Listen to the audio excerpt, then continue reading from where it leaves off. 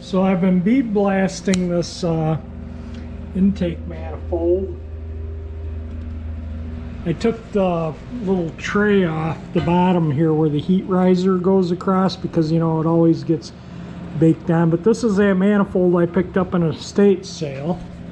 And my goal is to clean it up, paint it, and sell it. I still got to get some, you can see some carbony stuff on it there and there.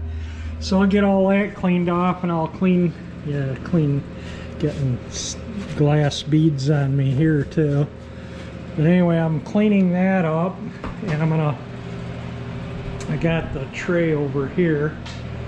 This is the tray that goes on the bottom. I had to bump a little bit out here and there on it.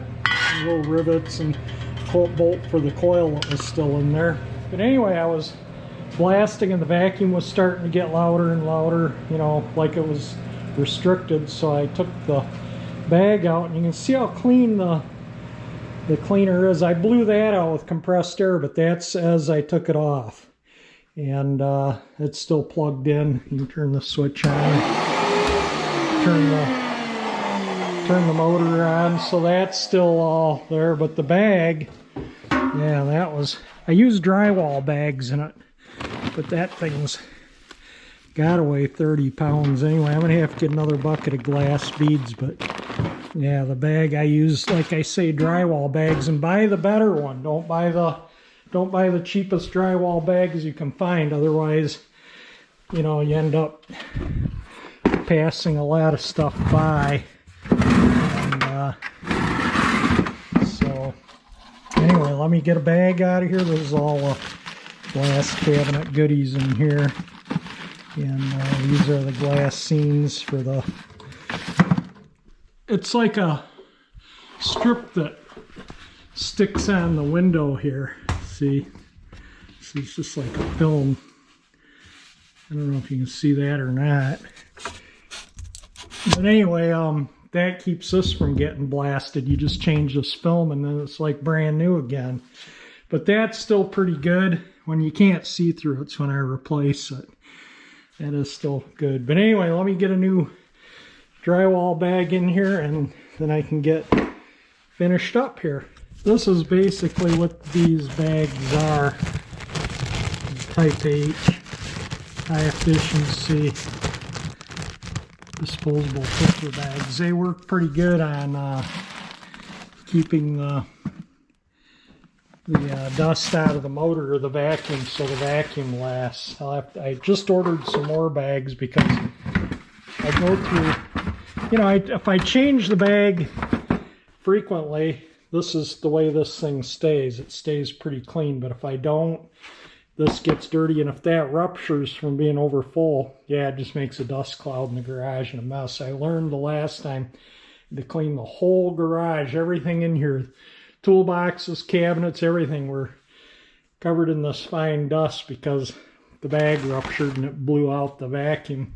I noticed a little cloud of dust coming up, you know, because it blows against the wall back here. And it came up and over and I started breathing it and I thought, uh-oh, and I shut the vacuum off right away, and that was when I discovered the bag had ripped. Anyway, all right, let me get this thing together so I can finish bead blast. You can see how I kind of fold the bag over a little bit in there. And then it has this to prevent when you take the bag out, it prevents it from, you know, spewing everywhere. It kind of closes back up. But anyway, let me get this thing together and going. So I have this lower gear set for a Mer-Cruiser Alpha 1R. It's, kind of see what it is. And it was from a boat that had twins that I converted the one drive from, you know, the rotation, so it'd have a counter-rotating props. Both props turned the same way, and he wanted it so they turn, you know, you get better handling with a boat when they're counter-rotating the propellers on twins. That's the shift spool. Water pump housing. But anyway, it's a complete gear set. And if somebody would like to buy it, I'll sell it, make me an offer. It's been sitting here for years. I was a marine mechanic. That's what I retired from, working on boats. So anyway, I got a complete gear set. I might put it on Facebook or something like that. I don't have a Facebook marketplace or Facebook account, but I have a friend that does. So might get him to list that on marketplace if nobody's interested. But it is a complete 100% complete gear set. The whole, everything in the lower, I think. You know, you could put a bare housing together, I think, with what's there. You'd need the shims, you know, and the tools to shim it up and set everything up properly. But I think I have packages of new shims somewhere. But anyway, there we go. There's that, if you're interested. And we got the vacuum all back in place. Another thing too is I had to replace this hose, that suction hose for my nozzle there. I was blasting and it kept getting weaker and weaker, and then I noticed there was a hole in it right here. So I put some duct tape on it until I finished up what I was doing that day. But anyway, I went to the hardware and bought some new hose and put on it, and I put a little longer piece so it'll reach around the whole cabinet. The original hose kind of short and didn't reach around the whole cabinet. The air hose was plenty long enough, but the suction hose wasn't that long. So that's all taken care of too. I do need to get some more glass beads for this thing though. There's the little thing, the oil fill tube. And all right, let me get back to blasting. That's as clean as I'm going to do the intake. It's a lot cleaner than when I got it from that estate sale. If you remember, it was just caked and stuff, and I pressure washed it, and then it's been sitting in the garage here, and I've been tripping over it by the blast cabinet for months. So I decided it's time to clean it up and paint it because I'm going to sell it. So anyway, I tapped out all the holes, made sure the threads are all good, ran a dye on these, cleaned the carbon out of the heat riser passages and tried to get most of the rust out of the inside of the runners and the cooling jacket and this little the heater hose, which has a little thing in it there.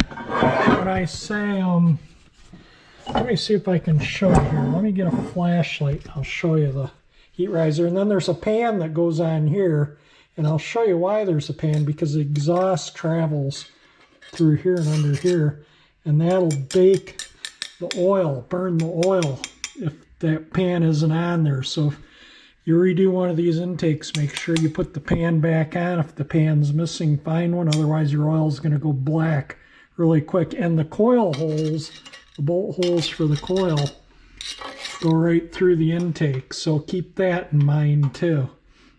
The thermostat bolts do not go into the cooling jacket, but the coil mounting does go into the lifter valley, and the distributor bolt does not. But these are the little holes that hold that little pan on here, you know, so you don't burn the oil onto this. It just keeps the oil away, and the oil doesn't splash on this. It splashes on the pan, and if it gets under the pan, it has drip holes in it to where it can drip out. Let me get a light and I'll show you what down in the heat riser passages there, why it's important you clean that out, whether you use a heat riser or not. Okay, I'm going to show you on this side because the runners make the other one where you can't see, but can you see the little things on the bottom of that runner? And you can see all the way in there. I guess I could get my inspection camera, but then I gotta do more video editing. But anyway, there's the hole. I don't know if that shows up or not. That heat riser. Let me put something through it. Hang on. There, now you can see the screwdriver. Got a little Craftsman screwdriver just poking through it. So that exhaust mostly flows in here, and a little bit can get up and around through there, you know, heat rises. And if that is plugged up in there to where the exhaust can't come through here and your heat riser is open, it'll blow out the gasket in the front here. So you don't want all your exhaust when that heat riser valve is closed. Plus it'll restrict the flow when the engine's cold and the heat riser is closed, although the exhaust will tend to push it open. But you don't want the exhaust. This is pitted because this is where the exhaust, if you look at the bottom here, I'll get this new old stock carburetor out that I'm going to overhaul in the next day or two, and I'll show you exactly what I'm talking about here. Let me get this thing out of here.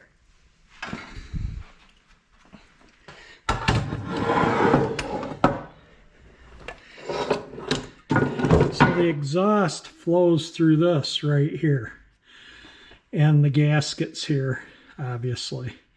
But it'll blow that gasket out of the front of the... Let's see if I can set this thing on here.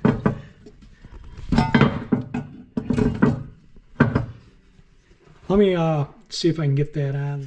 There we go. Obviously there's no gasket on it, but it'll blow the gasket out right in here if that's plugged across there. So make sure that that is totally free.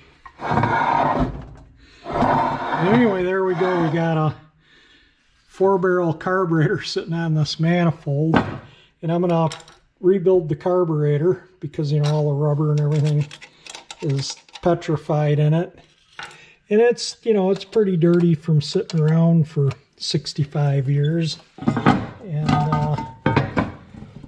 all right, I got to use both hands to lift that off so I don't mess up the threads on the studs here. Somebody wants to convert their 283 to from a 2-barrel to a 4-barrel. As far as that goes, any small block Chevy, the older ones with the style, you know, some of the newer ones bolt on different, but the older style small block 283, 327, early 350s, if you want a square bore intake, this will work. And if you're want a period correct, the date code is G or July 18th of 1960. So I am going to sell the intake. When I'm done with it, I'm going to put $150 on it. I wear gloves when I work with this cleaning fluid here. I put it in the bottom here so it could soak some of that goo off, and then I'll clean it with the brush with the pump right there. The brush, obviously I have a hose from the pump, so yeah, that's kind of nice having the fluid flow through the brush. I really like that. Alright, let me get to cleaning that tray up a bit here so we can get it back together. One more thing too, make sure your hollow stud for the vacuum advance, and if you have an automatic transmission for the vacuum modulator, make sure that's clear. I ran a wire down through it and blew compressed air through it, so that's all good.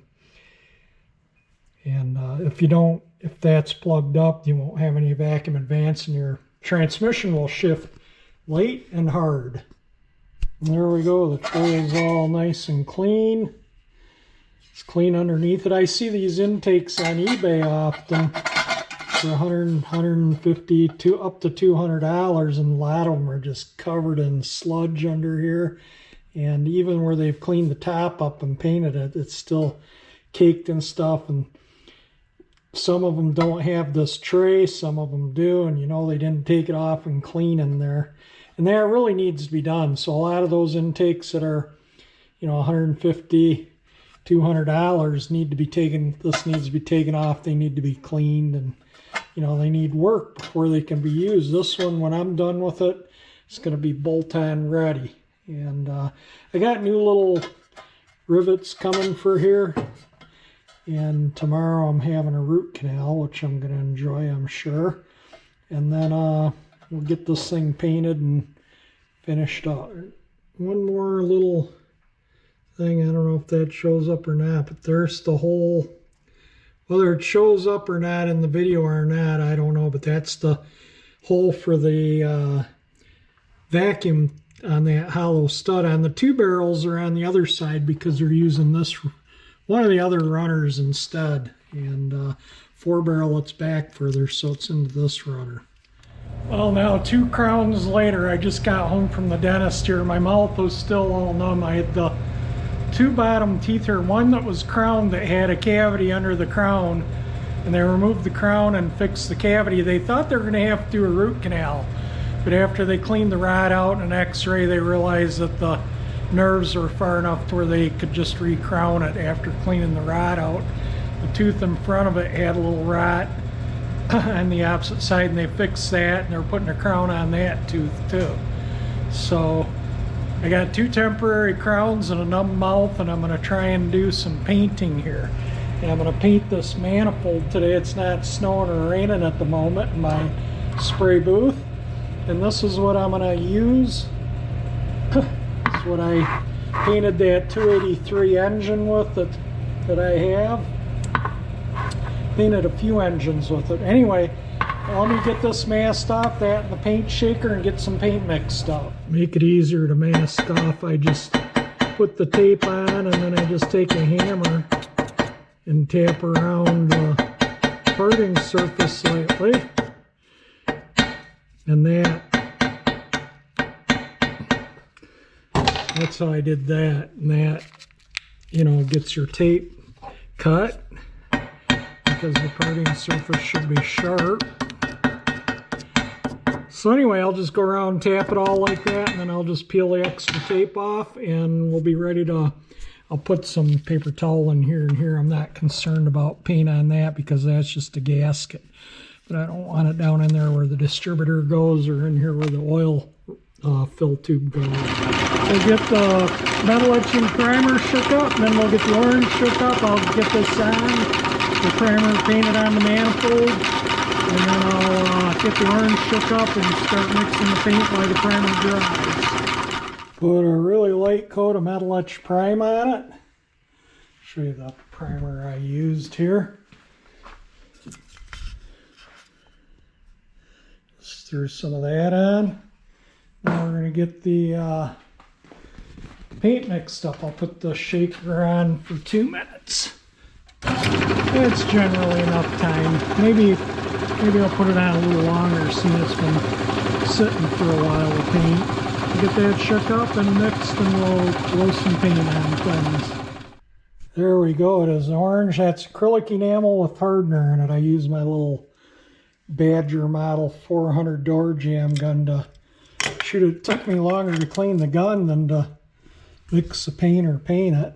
But anyway, we'll let that dry a couple days. I wanted to paint it before I put that on because I want to spray both sides of the WD-40 so it doesn't rust on the underside of the raw casting. I'll probably spray inside, you know, just so it doesn't surface rust again. But anyway, there we go. Nice bright orange intake manifold. There we go. I'll demask it. It looks pretty darn nice, doesn't it? Looks like a new manifold. I just got done giving this a paint job too. This is that tube that goes, you know, in the front of the manifold there. So I'm going to let that dry a few days, tap it in. And in the meantime, I might see if I can find an oil cap, correct oil cap for it. And if I can, paint that up and put the decal on. The more complete and restored it is, the more I'll get for it. I know I yapped about I was going to put that NOS carburetor rebuilt on here and sell it, but that is correct for this, date coded for that, and I'm not selling that. So I dug out another carburetor. I'll overhaul this one also. I'm going to overhaul that one too, but I'm going to do this one, clean it up like new, and this one's the one I'm going to sell with the intake. I got to put that on. I got to dig out my little rivets to hold it on. I'm going to put new little, these are little rivets that hold it on. And I had to take a break to fix the clock, and you saw the video on that. And the paint on these 1949 candles my grandparents bought new. My grandma worked for Woolworth and bought them at Woolworth. This was I stored these in the attic this past year, and I shouldn't have. And that was facing the peak of the roof, and it, you know, the roof, and it. I think the plastic expanded and it cracked the paint free. Both of them did it, but that one, I was just leaving them, but the paint started coming off of it. This one you can kind of see one little spot right there to where it's cracked. But that whole other candle, the whole base of it from top to bottom was cracked. Anyway, the paint started peeling off, so decided I was going to wait until after Christmas to repaint it so I could enjoy it for the holiday, but I got it almost all sanded out, and we'll blow some paint on it, and then I'll be able to put them back out.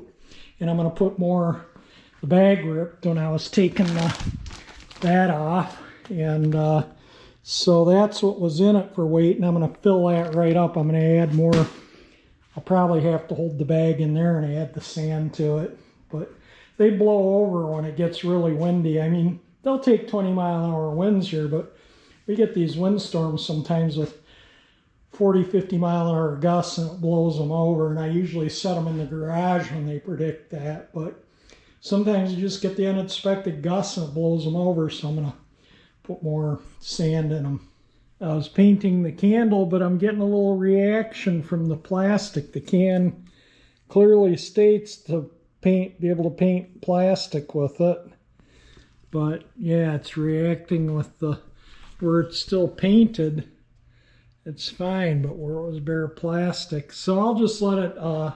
It'll be fine through the Christmas season. Come spring, I'll just 400 sand. I think I'll 400 sand both of them out, just lightly to smooth them out and give them both a nice recoat. I think this paint will be fine with it. I just think that I'll just need to let it dry and sand it out and give it one more coat. I'm going to put a little more paint on it, so when I do sand it out, I hopefully don't sand through to the plastic, just sand the surface of the paint so I can respray it and hopefully get it looking better. But that looks better than what it did, all peeled and whatnot. And once I get that tape off, we'll put it together and put them back outside tomorrow maybe.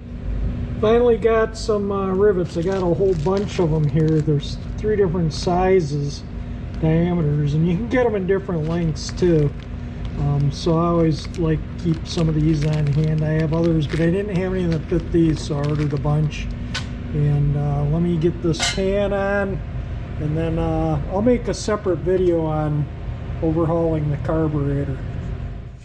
I misted that with a little WD-40 in the side of that with a little WD-40, and I'll mist the whole underside once I get it on here.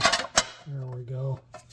Here all the holes line up, and I'll mist all this and the parting surfaces here, which I kind of wiped with WD-40 already just to keep things from rusting until it's put in use. There we go, all hammered on nice and tight. I'll spray all this, give everything a little shot of WD-40 here, just to I'll wipe that around with a paper towel or rag or something. Just that'll protect that, but the intake manifold is pretty much all done. Let me wipe that off. That's all sprayed with WD-40. There's a little orange overspray. That's not rust, it's just where the orange paint kind of oversprayed under when I was painting it. That won't hurt a thing. This is nice and secure. I always replace rivets. You don't want them falling out or this falling down in your lifter valley. You don't want this loose and rattling on the intake. And I bumped it all out so the oil can drain out where it's supposed to when it gets up in there. So this side of the intake's done. I'm going to turn it over and put the oil fill tube on next. Just a block of wood and a mallet's all I do, and tap it in. You can see the paint, some of the paint that was around the upper part. I taped most of it off, but I left some of the paint down in, and that kind of seals it. I don't use sealer, but the block of wood, yeah, it chips the paint on the top here, but you know, who cares? You're putting an oil cap that comes down. I'll show you how far the oil cap comes down from the Bel Air. So this is what will be on it, and you can see it goes down to about there.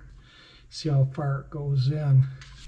So that'll cover, when I get an oil cap for it, that'll cover all that. So we'll get an oil cap, find an oil cap for it, and maybe even a decal, and put on it so that, you know, if I can find an oil cap, I'll put one on it. Oh, and I put the final coat on this, and it kind of smoothed out. Doesn't look too bad. I am going to, come summer, I'll take some 400 to it, and I think I'll take some 400 to that because that one's got some peeling in a couple spots too. And plus this looks like just a slightly bluer tint or red. I mean, you put them side by side, you know, and you can notice it, but you put it 2 feet away and you don't really notice it.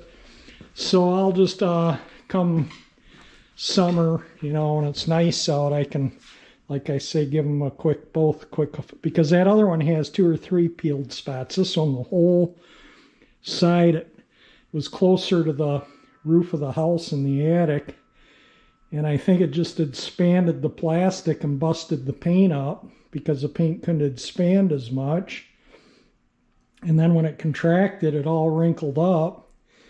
And then the paint started falling off, so it's all looking good now. And like I say, a 400 sand on both of them.